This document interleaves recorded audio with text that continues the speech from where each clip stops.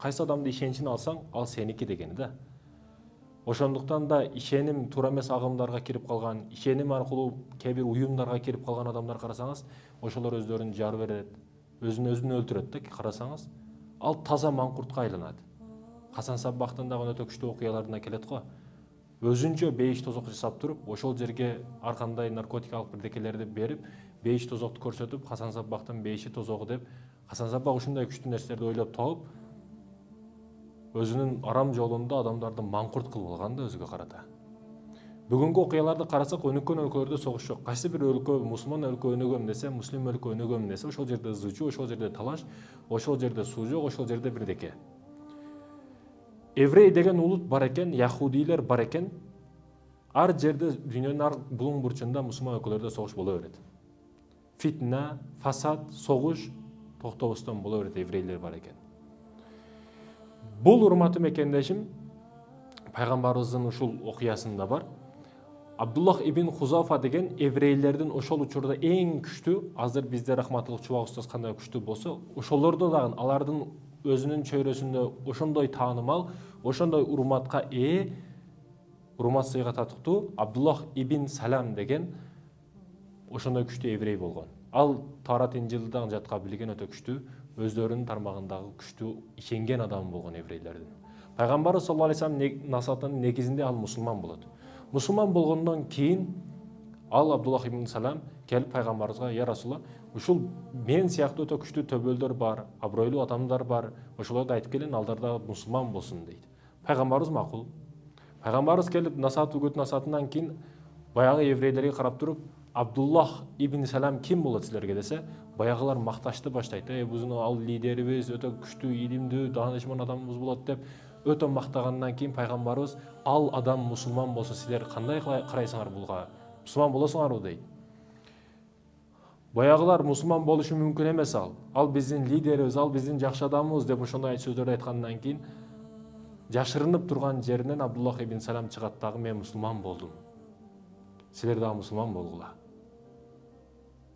Баягылар ошол жерде эки жүздүүлүктүн эң туу чокусун көрсөтүп, бул өзү дагы намкөр, атасы бар эле, атасы дагы намкөр эле деп туруп, пайгамбарыбыздын суроосуна жооп бербестен кетип калышат.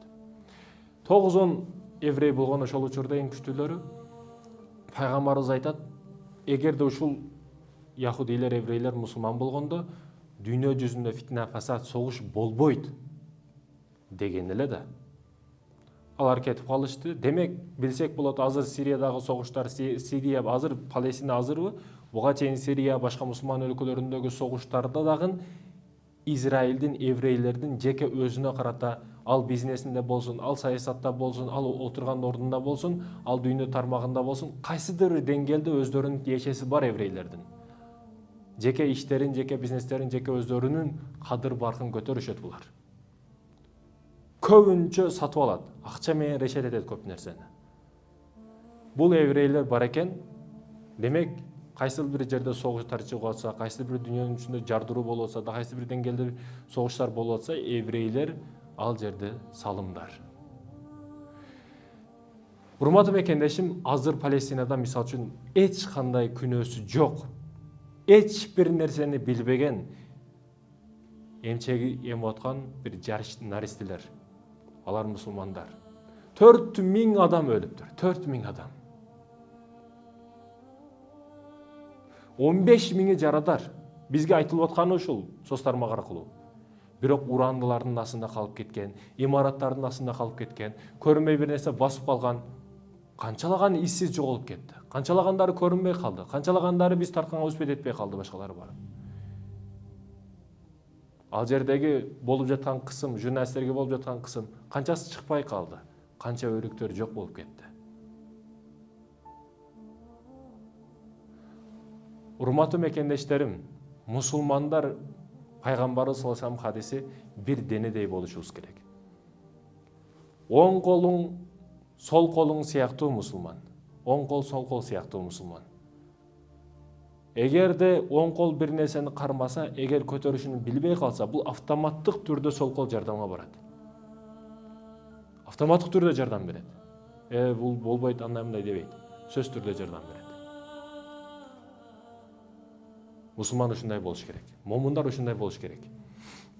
Албетте Израиль өнүккөн өлкө. Согуштан кийин, экинчи дүйнөлүк согуштан кийин Израиль деп 1948-жылы өзүнчө мамлекет болуп чыккандан кийин Израиль өнүгүп кетти. Кече жакында эле чыккан болгонуна карабастан өтө күчтүү деңгээлде өнүктү. Медицина тармагында эң акыркы жабдыктарды иштетишет бул израилдиктер. Эң өнүккөн, эң бай өлкөлөрдүн катарына кирет. Тарыхый жерлери өтө күчтүү болгондуктан туризм дагы өтө агып келет ал жерге. Өнүккөн өлкө. Буларда эмне бар эле? Буларда урматтуу мекендешим илимге карата сусагандык, илимге өтө каттуу басым жасашат. Илимге өтө каттуу жасашат басымды.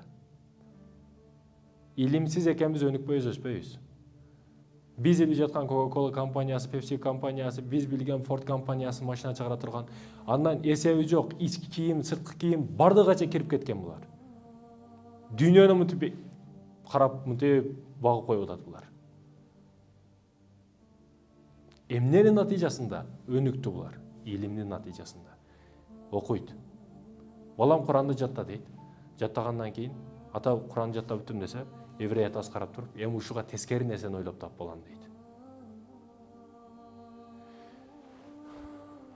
Булар өнүгүшүп атат.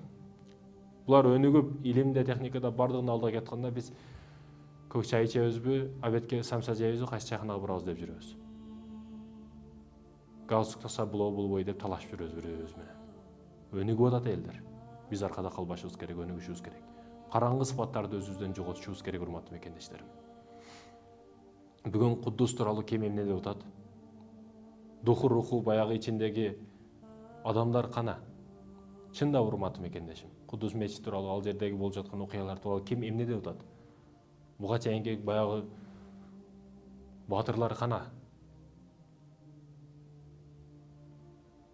Ар кимиси өзүнүн акырын өзүн ойлоп, унчукпастан сырттан кароочу болуп, күзөтүүчү болуп турат. Мусулман өлкө. Ооба, албетте, бүгүн дуа менен жардам берип атам дешиңиз мүмкүн. Мен дуа кылдым Куддус үчүн, Палестина үчүн дуа кылдым дешиңиз мүмкүн, ал жердеги мусулмандар үчүн. Бирок дуа кылганда кандай дуа кылып атасыз? Өзүңүздүн апаңыз ооруп калса, апаңызга кандай дуа кыласыз? Ошондой дуа кылып атасызбы? Өзүңүздүн балаңыз ооруп калса, бир кырсыкка учурап калса, кандай жалынып жалбар дуа кыласыз? Ошондой дуа кылып атасызбы ага? Мына сиздин махабатыңыздын жоктугунун сыры ушул жерде. Өзүңө аракет кылгандай өзгөгө аракет кылбай атасың. Ал өзгө маселе, ал мусулман бир тууган катары бир тууганың эле ал. Мен бул сөздөрдү, урматтуу мекендешим, сиздерди жаман көрүп, душман көрүп айтып аткан жерим жок. Сүйүктүү мусулман бир тууган катары айтып атам. Болгону өзүбүзгө аракет кылгандай аракет кылбай атабыз. Эгерде башыңа бир проблема келсе, кырсык келип калса, өзүңө түйүшүк келип калса, проблемадан чыкпастан жерге батпай каласың, анан түнү туруп алып да хажытат, Кудайым бери деп тынымсыз дуалар токтотпой каласың. Неге? Башыңда өзүңдүн башыңда ал себеби. Аларчы, алар ошондой ызычуу болуп, ошондой көңүлүңдө тынчтык жок болуп калып атабы сеники дагы? Же кеңири жатасыңбы? Ал жакта туугандарың, өзүңдүн бордошторуң өлүп атса, бул жакта кеңири жатасыңбы? Телефонду аяка бияка өткөзүп коюп. Ойлонушубуз керек ушул маселени, урматтуу мекендешим. Дуа дегенде кандай дуа кыласың? Бүгүн, урматтуу мекендешим, биз мусулман оларак кыргыз болуп туруп эмне кыла алабыз? Колубуздан эмне келет? Бул нерселер токтобойт экен. Мындан кийин да уланат экен, биз эмне кыла алабыз мекенибиз үчүн? Израиль ал деңгээлге кантип чыкты? Ар ким өз милдетин тактуура аткаргандыгы үчүн. Куддус крестүүлөрдүн колуна өткөндөн кийин бир жыгачтан ар нерселерди жасаган, азыркы учурда мебель башка дейбиз, ошондой нерселерди жасаган бир жыгач уста бар эле. Жыгач уста өзүн эле ойлогон, бизнесин эле ойлогон адам болгон эмес. Ал мусулмандардын деңгээлин ойлогон. Канткача мусулмандар мурдагыдай дөөлөттүү жашайт, жакшы жашайт деп ойлонгон, сарсанасы кеткен дин үчүн, мекен үчүн ошондой күйгөн сүйгөн адам болгон. Ал жыгач уста ойлонуп эмне кылышын билбестен, мен бир жыгач уста болсом, мен өз милдетимди аткарайын. Азыр Куддус башкалардын колунда экен, мен ал үчүн өтө күчтүү бир минбар жасайын. Минбар турбина, элдерди карап сүйлөй турган турбина. Ошол турбинаны жасайын, менин колумдан келе турган ушул экен деп туруп, өтө чырайда теңсиз, кооздугу да эч бир нерсе жетпеген өтө сонун кылып бир минбар жасайт. Жасагандан кийин бул нерсе көпчүлүккө тарап кетет. Бул жаңылык болуп, азыр жакшыдан жаман тез тарайт дегендей ушундай сөздөр бар го. Ал жерде дагы ушул мусулмандарды көрө албагандар, булар бир нерсе кылат деп урматтуу мекендешим өтө тарап кеткенден кийин баягылар келишип, баягынын үстүнөн күлүшүп, сен минбарды жасапсың, азыр аякта болсо, биздин колубузда болбосо деген сөздү айтканда, мен колумдан келген ишти кылдым. Колумдан келген ушул жасаш экен, сону кылып, чырайда теңиз кылып жасап койдум. Мунун эси чыгат, арабыздан бир баатыр чыгат, эр азамат жигит чыгат. Ошол минбарды ошол Куддуска алып барып мешитке коет дейт. Бул уламыш тарап көчөдө ойноп жүргөн бир жаш балага мен окуя айтам көбүнчө. Көчөдөгү жаш балдарга да окуя көп айтып берем. Неге? Себеби мен жаш бала болуп жүргөн учурумда эч ким мага бир таасирдүүрөөк бир нерсени айтып, жол багыт берген эмес. Мен көчөдөгү жаш балдарга дагы окуяларды айтып берип, окуяда бала ойлонот, бир нерсени терең түшүнөт. Окуяда маңызын, маанисин бала өзү чыгарып алат.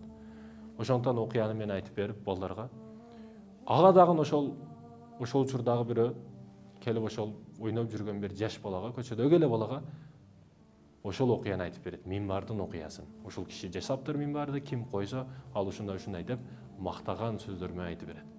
Бул сөзгө өтө катуу таасирленген адам Салахиддин Аюби.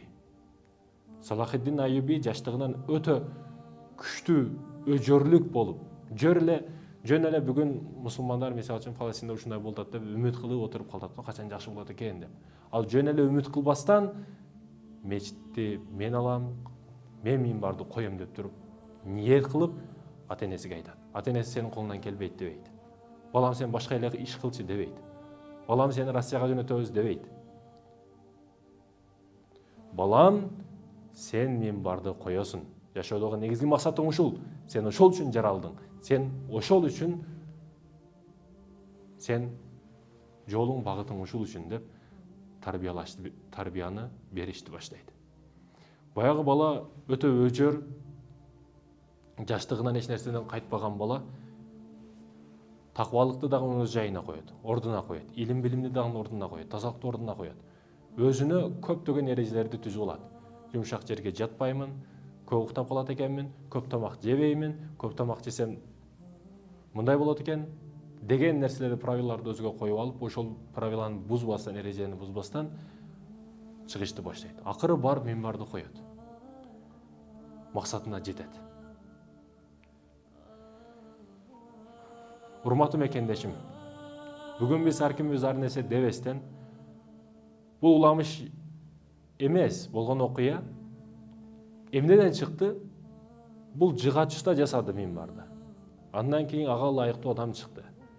Бүгүн дагы биз кайсыдыр бир деңгээлде адам болбойлу, кайсы учурда, кандай деңгээлде, кайсы бирөөбүз байбыз, бирөөбүз кедейбиз, бирөөбүз сантехник, бирөөбүз механик, бирөөбүз окуучу, бирөөбүз студентпиз, айырмасы жок, ким болбойлу, ар ким өзүнүн милдетин так туура эң бийик чокуда аткарсын. Билесизби, кээде көз жаш сураксыз сыгып кетет. Ооба, кээде бирөө жашоодан сыгылып тажап кеткенде ыйлаңыз келет башка.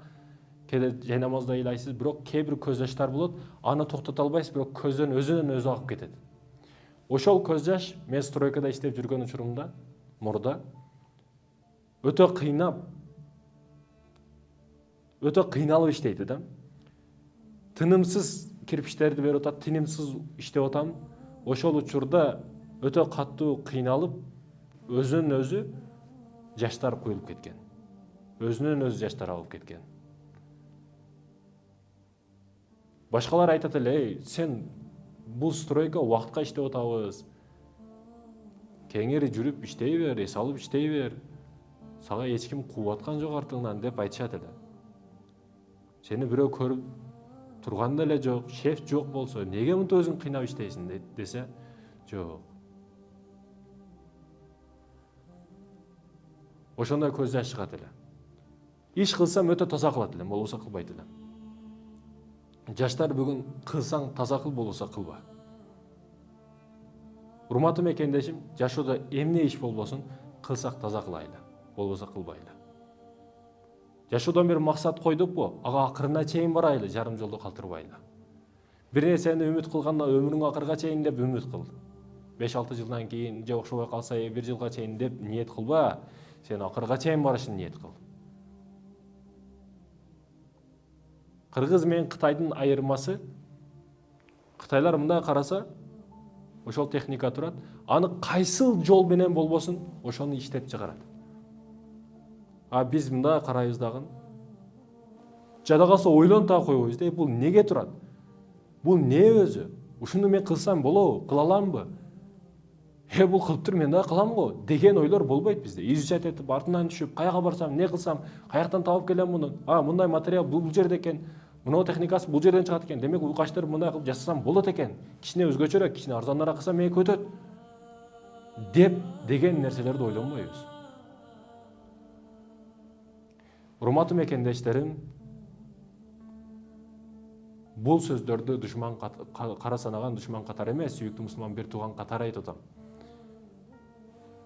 Кээ бир ата-энелер бар, жаш баласы Куран окушту билбейт, же окуганды билбейт, анан окутпайсың, үйрөтпөйсүңбү десең, мен өз милдетимди аткарып койдум дейт. Мойнумдагы милдетимден халас болуп кутулдум, айтып койдум, эми кылабы кылбай өзү билет дейт. Балаңыз отко кетип калса, балам күйөсүн деп отура бербейсиз. Эгер кетишин уланса, жолун уланса, барып токтотуп каласыз, колунан кармайсыз, балам күйөсүн деп туруп, оттон алып качасыз. Ал балаң го сенин. Келечегине, өмүрүнө кайдыгер караба балаңдын. Туура тарбия бер. Ким болбосун, жашоодо Манас болсун, Семетей болсун, Сейтек болсун, пайгамбарыбыз саллаллаху алейхи вассалам ким болбосун, ал Гитлер болсун, ал Ленин болсун, ким болбосун, аны эне тарбиялаган. Бүгүн сен энесиңби? Энеликке даярдан кыз болсоң. Эне болсоң, бүгүнтөн энелик милдетиңди туура аткар. Эң күчтүү батырларды тарбия кыл сен. Сенин балаң ушундай күчтүү рухта тарбия алсын. Салахдин Аюбидей, Халид ибн Валид, Умар ибн Хаттаб ушундай рухни балдарды тарбияла. Кыргызга, мекенибизге, эл жерге кызмат кыла турган улуу инсандардан болсун. Аллахым бардыгыбызды иманга, исламга, динге, мекенге, жерге кызмат кылган улуу инсандардан кылсын. Эч качан кайтпаган, максатынан кайтпаган, өзүнүн эрежесин, правиласын эч кимге бербеген улуу инсандардан кылсын. Көчөдөгү кор болуп жүргөн адамдардын катарында эмес, бийик даражаларга жеткен инсандардан кылсын. Урматтуу мекендештерим, дуа менен дедик, дуаны дагы туура кыл, жакшы кыл. Чындап күйгөндөй магнит сыяктуу тартылып күй аларга күйгөн кезде, башка боордошторуңа, башка мамундарга. Түнү менен жыргап, сайраңдап, тайраңдап жүрөсүн, колуңда сигарет, ойноп жүрөсүн, кыздардын артынан чуркап жүрөсүн, гүл көтөрүп алып, апаңа бербеген гүлдөрдү берейин деп атасың, апаңа бербеген айфонду кызыңа берейин деп атасың. Анан Фалестинде мусулмандар өлтүрөт деп койтасың. Бул күйүш болобу? Чыныгы момундарды сүйүш болобу ушул деңгээлдеги адам? Албетте жок. Сен туура ойлон, ойгон урматтуу мекендешим. Ойгон, сен уйкудасың.